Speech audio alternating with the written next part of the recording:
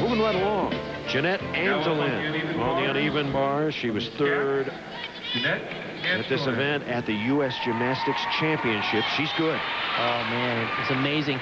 Don Peters has traditionally taught some really outstanding bar workers. In fact, years ago, back in 1978, the first gold medal won by an American was one of his gymnasts, Marcia Frederick. Watch this move. She's going to do a very exciting combination here.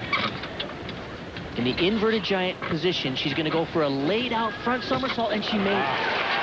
Now, if she can make the World Championship team and do that in China, she has a shot at getting that move named after her. Oh, she went the wrong way in the handstand. Oh.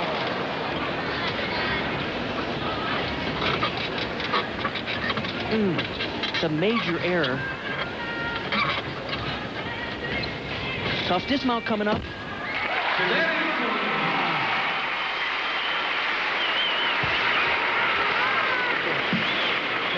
That's a tough break. It's not going to kill you. Don't worry about it. Okay? It's a good cover. You did a good job fixing it after you got out of it. Okay?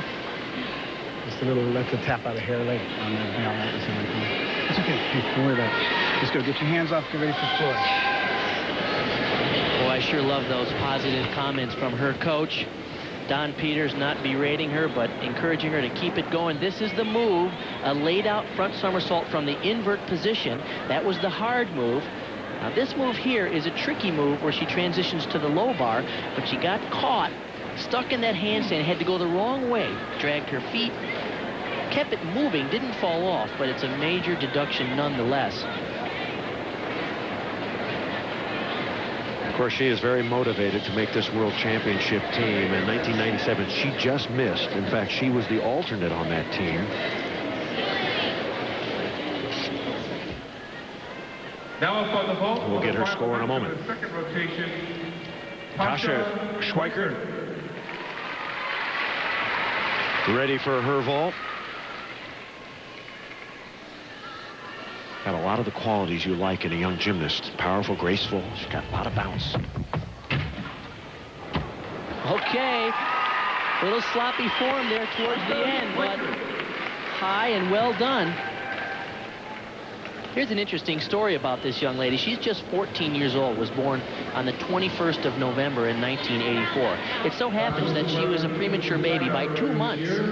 Had she been delivered on the date that she was supposed to be due, she would be age ineligible for these World Championships or the Olympics. She was born 8 weeks early, and therefore she makes it in terms of the calendar year, in terms of being age eligible to compete in the Worlds or the Olympics.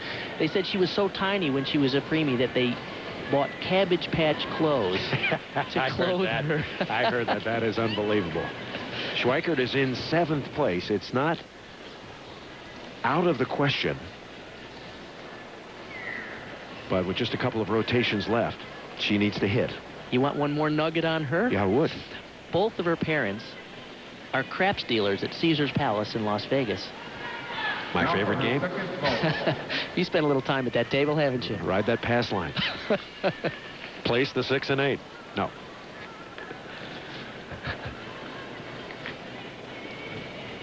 (9.162) her first vault score. Okay. Tasha Schwikert from Las Vegas, Nevada. Half on tuck front off out of the Yurchenko position. That's her coach, Cassie Rice. Former gymnast at the University of Oklahoma. She and her husband, Mike Rice, coach Tasha. Well, rotation 2 is over. We're halfway to deciding the 3 final spots on the world team. And when we come back, we'll talk to Vanessa Atler about the recent upheaval in her gymnastics career. Stay with us. Official score of Jeanette Antolin on bars despite a major mistake. She still received 9.250 bars. And you know what's interesting about that? The scores range from 8.95 to 9.4 for the judges, so they clearly didn't quite know what to do with her. The standings after 2 rotations, Elise Ray continues to lead. Antolin stays in 2nd place. Beckerman is 3rd. Dancher is 4th. White, Phelps, and Chow. Morgan White warming up. We'll see her very, very soon on floor.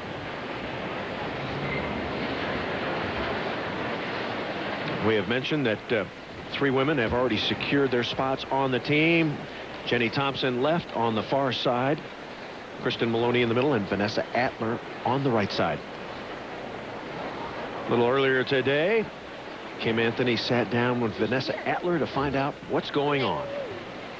Well, you finished USA's second, and since then you've decided to leave your coaches. What prompted that decision? I was thinking about it for a while.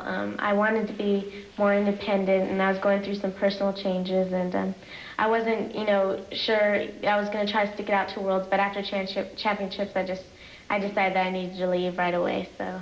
Well, how do you think this will affect your performance at Worlds? It's going to be hard, but I think actually it's going to be a little bit better because I'm more happy and more confident in myself, and, you know, making this move showed me that I can make this kind of decision, you know, even the hard ones, so. Well, your biggest challenge so far has been being able to nail your bar routine in competition. Have you been able to make any changes? Yes, I've made a change. I've actually taken out 2 of the moves that I've been having trouble with. And I think it's going to be good because it was easy for me to learn, and everything, you know, easier than the last routine that I did. So everything's going good with it. Now, this will be your first time competing on the world team. You qualified obviously in 1997, but didn't meet the age requirement. How does it feel? It's exciting. It's a little bit scary, you know, because I can't believe it's taken this long for me to actually get there, you know, because usually you go to Worlds, you know, a couple of Worlds before you go to the Olympics, and this is my only Worlds that I get, you know, so it's like a big honor too, you know, and it's a little scary, but it's exciting too. So. Well, we certainly wish Vanessa all the best. She had been with the Rybackies for about 5 years, and certainly right now with the frustration and the pressure of being that next Mary Lou, just a year out from the Olympics, we hope that she finds a happy and productive place for her to train. Whether she goes back to the Rybackies, we do not know, or whether she finds herself in another situation, we wish her the best. Okay, when we come back, rotation 3, Morgan White on floor. Stay with us. Kansas City, Missouri is Jazz City, USA, and has been since the 1920s. The city was home to hundreds of jazz and dance clubs throughout the 40s, and also home to jazz greats such as Charlie Bird Parker and the great Count Basie, who performed here in this very auditorium. In the 50s and 60s, vocal combos such as Milt Abel and Betty Miller continued the jazz tradition. And this week, we were lucky enough to stop by the Phoenix Jazz Club and hear Betty Miller's daughter, Betty Jo, keeping the jazz flowing. And if you come to Kansas City, check out the Jazz Museum here and the Blue Note nightclub exhibit. It will get you in the mood. Now let's get in the mood for more gymnastics. Standings after rotation number 2. Elise Ray, our leader. Jeanette Antolin in second. Alyssa Beckerman in third. They would be the team at the moment. Dancher is fourth, right behind Morgan White, Robin Phelps, Amy Chow, and Tasha Schwikert.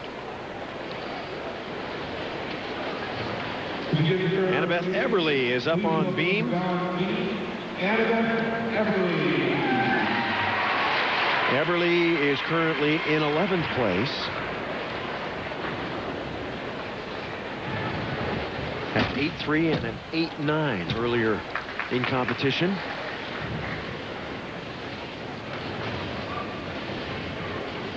A couple of things to watch for in the balance beam routines. The gymnasts have to show an acrobatic series of 2 or more elements. Here is her 3-element acrobatic series. Nicely done. The judges also require the gymnast to show a series of dance elements, 2 or more.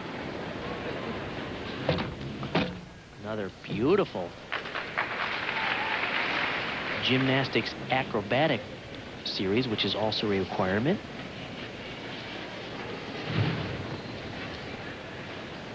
That rather simple but perilous full turn. Also something one of the 7 special requirements that the judges demand. I thought you were going to say one of the 7 ways you can fall off the beam. There's a lot more than just 7 ways. Okay.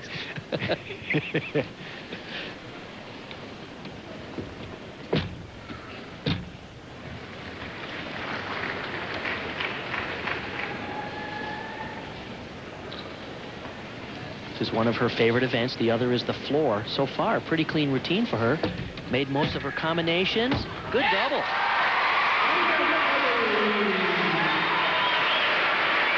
Annabeth Eberle